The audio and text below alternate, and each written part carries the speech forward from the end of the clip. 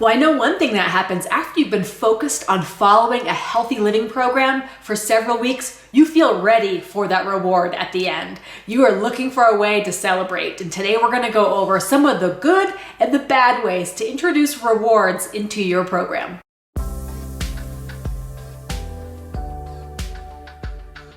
Congratulations, you're on week 7, and I just want to take a moment to acknowledge the hard work that you've put in so far. I mean, it takes dedication and focus to really stick with your habits for several weeks in a row, getting to the 2-month mark.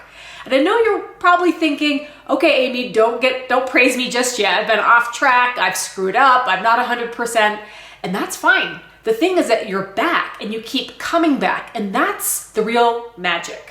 That's where your program becomes a lifestyle, and that's the whole point of this. An accountability program is practice to staying on track with goals for the long term. So the more you keep practicing, the more it becomes a reality for the long term.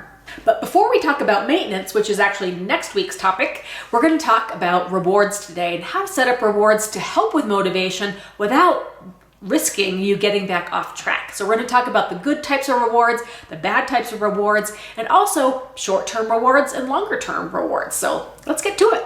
So first off, I should clarify that some rewards actually have a negative effect.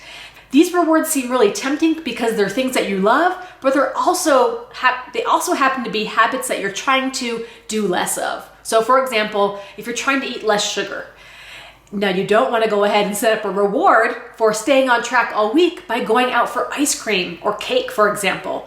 You're not trying to reward yourself with a behavior that you're trying to decrease. What it's doing is really reinforcing that brain pattern that you're trying to disrupt. So it's kind of going against your efforts. The other problem with this is that it's an emotional conflict. So it's creating a special occasion out of an undesirable behavior. It's making an undesirable behavior seem like it's well-deserved. So you can see the conflict of interest there. It really kind of messes with our brain and our emotions.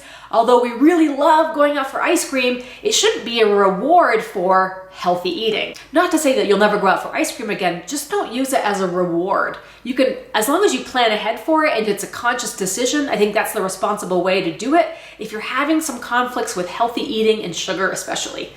A similar thing could be said for using TV watching or movies to reward exercise behavior. So if you struggle with staying active and you find yourself on the computer a lot or in front of a screen a lot or on the couch a lot, and you end up doing your exercise routine for the day and you want to reward yourself by watching a TV show which encourages the opposite, which is sitting on the couch, it's the same similar type of thing where you're rewarding yourself for a behavior that you're trying to decrease. If that's what you're struggling with, I wouldn't reward it with similar type of behavior. A more appropriate type of reward is something that's actually going to complement the lifestyle that you're trying to create for yourself. So this could be new fitness equipment or new fitness clothing or new shoes, or perhaps it's a self-care behavior. So if you worked really hard during the day and you want to reward yourself, maybe something like a bubble bath. So depending on your personal preferences, you can probably come up with a whole list of rewards that don't compromise the goals that you have on healthy lifestyle. So not trying to indulge in the things that you're trying to decrease in your life. So these could be examples like new fitness clothing or new kitchen appliances so you can cook those healthier meals. Perhaps it's new music for your workouts or new clothing because you're feeling better and more confident in your body, or a new hairstyle. I typically recommend staying away from using food as a reward. So going out to dinner, while that might be a great celebration for a graduation or a birthday or some type of event, I don't recommend dinner out as a reward for healthy eating during the week. Typically what happens when you do that is that you use that, it can become an excuse to sort of overdo and overindulge, and then you're repeating the behavior that you're trying to cut back on during the week. This is often a struggling point for people that are trying to improve their relationship with food. The other thing I wanted to mention about setting up rewards is picking a short-term reward and picking a longer-term reward. A lot of times people will pick this big reward like a trip to Disneyland or something like really exciting, but it's so far out, it's hard to motivate day to day to achieve that really long-term reward. So I recommend setting up short-term rewards, even rewards that happen by the end of the week, or even rewards that can happen at the end of the day. This is something you can use strategically if you feel like you're having a really challenging week coming up and you're not really sure how well you're going to stick to your plan. You might really set up a juicy reward at the end of the week to look forward to.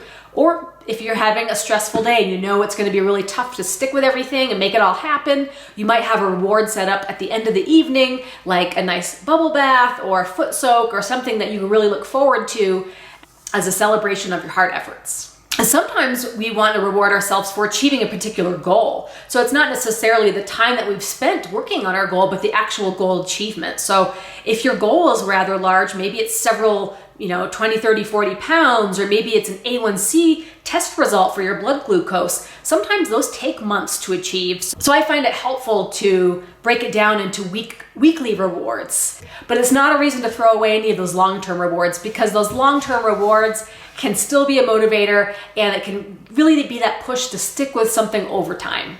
So definitely feel free to be creative. You might come up with a list of short-term goals that you can pull from through the week.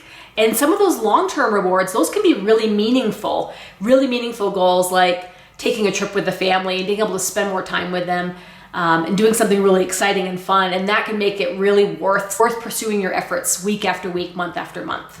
So I look forward to hearing some of those really fun and well-deserved rewards that you come up with.